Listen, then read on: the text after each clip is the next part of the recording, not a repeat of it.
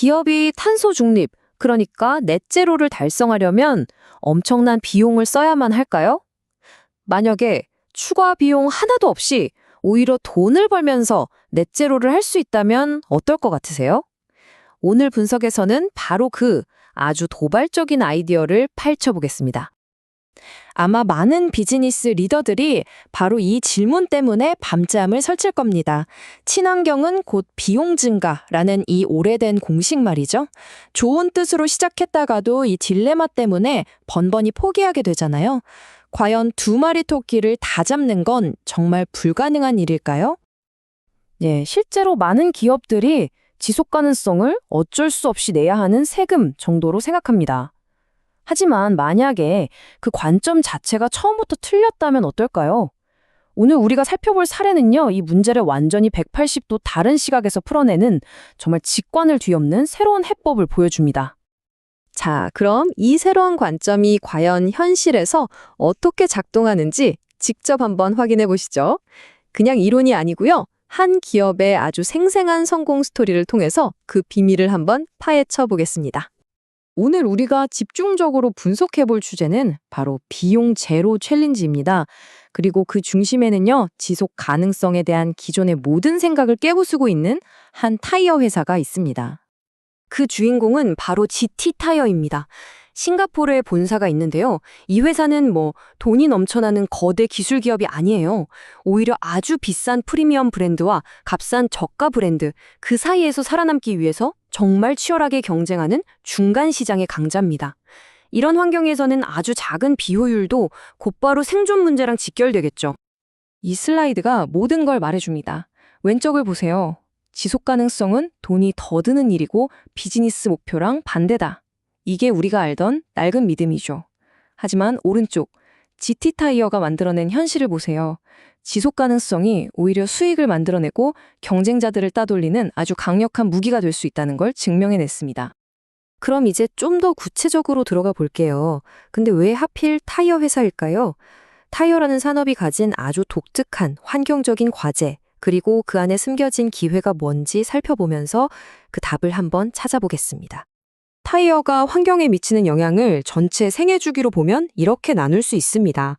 원자재를 구하고 공장에서 에너지를 쓰고 나중에 폐기하는 과정도 물론 중요하죠. 하지만 이 차트에서 정말 주목해야 할 부분은 압도적으로 가장 큰 비중을 차지하는 바로 저 도로 주행입니다.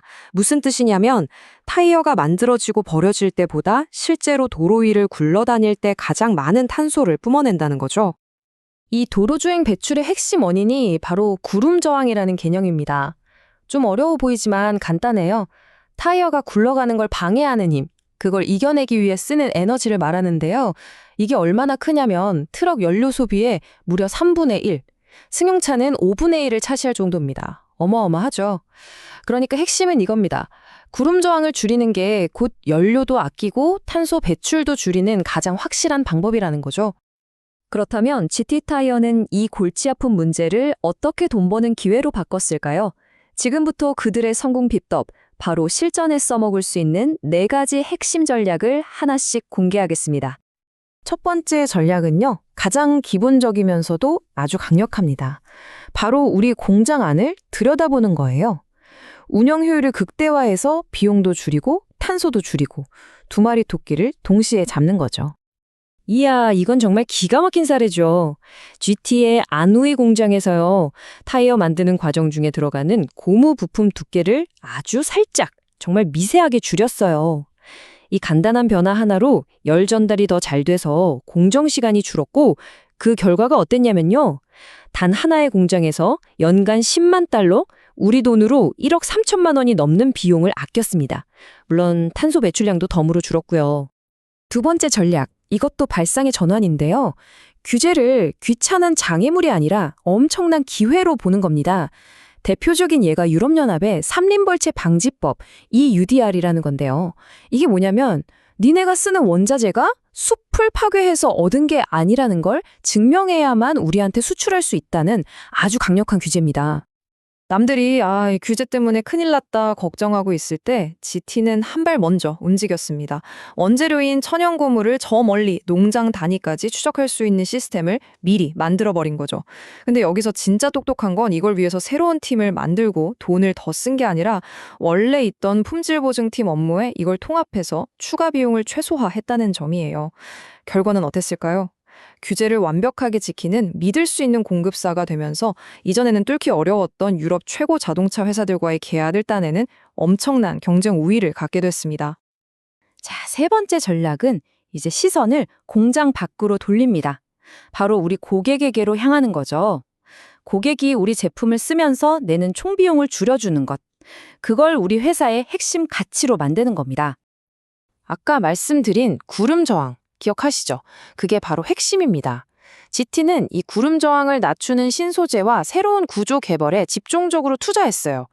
이렇게 만든 타이어는 고객 입장에서 보면 연비가 더 좋아지고 타이어도 더 오래 쓰게 되죠. 당연히 고객은 대만족이고 GT는 조금 더 비싼 가격을 받더라도 고객들이 기꺼이 지갑을 열게 되는 겁니다. 윈윈이죠. 마지막 네 번째 전략은 정말 똑똑한데요. 바로 자기 회사의 물류 네트워크를 차세대 기술을 테스트하는 거대한 실험실로 활용하는 겁니다. GT는 도심 물류 창고랑 서비스 매장을 자주 오가는 짧은 거리의 자율주행 전기 트럭을 도입했어요. 딱 전기차의 효율이 가장 좋은 구간을 노린 거죠. 이걸로 당연히 기름값, 인건비 줄였고요. 동시에 배송은 더 자주 해주면서 서비스 품질까지 높였습니다. 근데 더 중요한 건요. 앞으로 다가올 미래 도시의 핵심, 스마트 시티 물류 분야에서 누구보다 먼저 경험과 데이터를 쌓고 있다는 점입니다. 자, 지금까지 네 가지 전략을 살펴봤는데요. 여기서 정말 중요한 게 있습니다. 이게 그냥 따로따로 노는 네 가지 아이디어가 절대 아니라는 거예요. 슬라이드에 나온 말처럼 이건 하나의 비즈니스 모델 전체를 공략하는 전략적인 공격입니다. 그럼 이 공격의 전체 그림이 어떻게 생겼는지 한번 보시죠. 좋습니다. 그럼 이제 흩어져 있던 이 퍼즐 조각들을 하나로 맞춰볼 시간입니다. 각각의 실행 전략들이 어떻게 하나의 강력하고 유기적인 비즈니스 모델로 통합되는지 그 구조를 명확하게 보여드리겠습니다. 바로 이 표를 보시면 아하 하는 순간이 올 겁니다. 한번 보세요. 효율적인 프로세스랑 추적 가능한 공급은 우리 회사의 가치 사슬에서 낭비와 리스크를 줄여주죠. 저저항 타이어는 고객에게 더 나은 성능이라는 가치를 제안하고요. 그리고 이런 모든 활동들이 결국 뭘로 이어지냐? 수익성 개선, 신규 계약 수주, 프리미엄 가격이라는 눈에 보이는 가치 포착, 즉 돈으로 돌아오는 겁니다. 모든 게 완벽하게 연결돼 있죠? 좋습니다. 이제 가장 중요한 부분이죠. 이야기는 잘 들었는데 그래서 우리는 뭘 해야 하죠? 바로 이 질문에 답을 드릴 시간입니다. GT의 사례에서 뽑아낸 5가지 핵심 원칙, 여러분의 비즈니스에 바로 적용할 수 있도록 정리했습니다. 첫째, 문제 자체를 다시 정의하세요.